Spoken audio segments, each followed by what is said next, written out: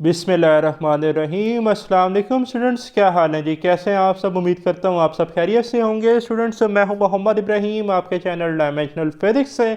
और प्यारे स्टूडेंट्स, आज हम डिस्कस करेंगे क्लास 9 फिजिक्स 2025। क्लास 9 फिजिक्स है जी। और टॉपिक है हमारे पास चैप्टर नंबर 4 से 4.11 इम्प्रूवमेंट ऑफ स्टेबिलिटी। स्टूडेंट्स, आज हम ये जानेंगे कि ऑब्जेक्ट की स्टेबिलिटी को किस तरह से बेहतर किया जा सकता है। और आपने ऑब्ज़र्व किया होगा, बचपन में आप कुछ टॉयस से खेलते थे, हिट मी टॉयस, जिन्हें आप थोड़ा हिट करते थे वो तो दोबारा स्टेबल होकर अपनी ओरिजिनल पोजीशन में आ जाते थे। एक्चुअली होता ये था कि उनका सेंटर ऑफ ग्रेविटी बहुत लो रखा जाता था। या आपने अपनी रोज़मर्रा ज़िंदगी में रेसिंग कार्स देखी होंगी जिनके व्हील जो है वो थोड़े से बाकी कंपैरेटिवली तो दूसरी जो कार्स हैं वो उनसे थोड़ा सा आउटर साइड पे बाहर रखे जाते हैं ताकि उसकी बेस बढ़ा दी जाए, बेस वाइडर कर दी जाए, तो उससे भी स्टेबिलिटी बेहतर होती है। ठीक, तो दो पॉइंट्स आपने याद रखने हैं कि स्टेबिलिटी को इम्प्रूव करने के लिए सेंटर ऑफ ग्रेविटी लो होना चाहिए और जो ऑब्जेक्ट है उसकी बेस वाइडर होनी चाहिए। ठीक है, तो देखें टॉपिक का स्टार्ट करते हैं जी। It is our daily life observation that a low arm chair is more stable. हमने ये ऑब्ज़र्व किया है कि जो हमारी लो आर्म चेयर्स होती हैं नॉर्मली, उनका सेंटर ऑफ ग्रेविटी लो होता है तो वो ज़्यादा स्टेबल होती हैं than the high arm chairs. ठीक है, क्योंकि उनका सेंटर ऑफ ग्रेविटी लो होता है, यही बात उसने यहाँ पर कर दी।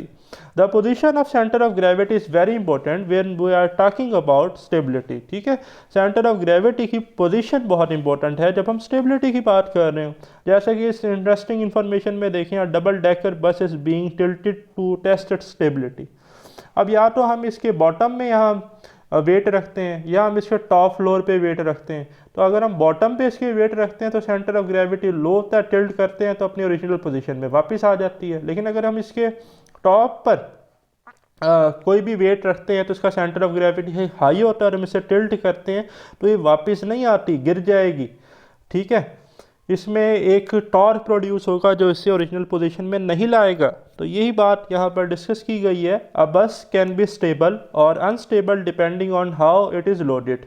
If the heavy loads are placed on the floor of the bus, ठीक है, अगर जो है इसके नीचे फ्लोर पर हैवी वेट्स रखे जाएं then the centre of gravity will be low, तो सेंटर ऑफ ग्रेविटी लो होगा।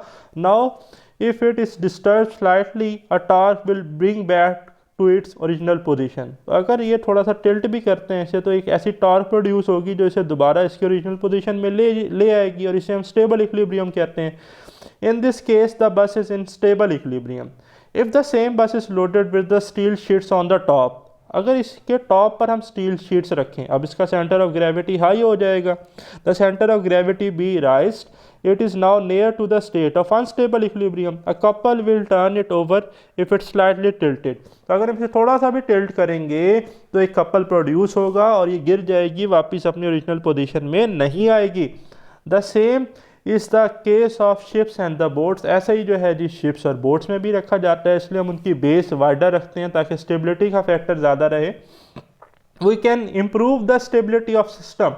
हम किसी भी सिस्टम की स्टेबिलिटी इंप्रूव कर सकते हैं either bye lowering the centre of gravity, या तो सेंटर ऑफ ग्रेविटी लो रख के, और बाय वाइडनिंग द बेस, या तो बेस को वाइडर रखते हुए। तो मार्क कर लें, पेपर में शॉर्ट क्वेश्चन आ सकता है, एमसीक्यूज आ सकता है। बहुत इंपॉर्टेंट है कि हम स्टेबिलिटी का फैक्टर कैसे इंप्रूव करते हैं। तो भाई सिंपल से पॉइंट्स हैं कि सेंटर ऑफ ग्रेविटी लो रखें या जो है वाइडनिंग द बेस, बेस को बढ़ा दिया जाए। फिर एक इंटरेस्टिंग इन्फॉर्मेशन है हमारे पास, an unstable equilibrium is illustrated in this figure. A chair in normal position is quite stable, figure A. ये एक पर्सन बैठा हुआ है जी, ठीक है, और ये इस वक्त एक चेयर पर मान ले के बैठा हुआ है।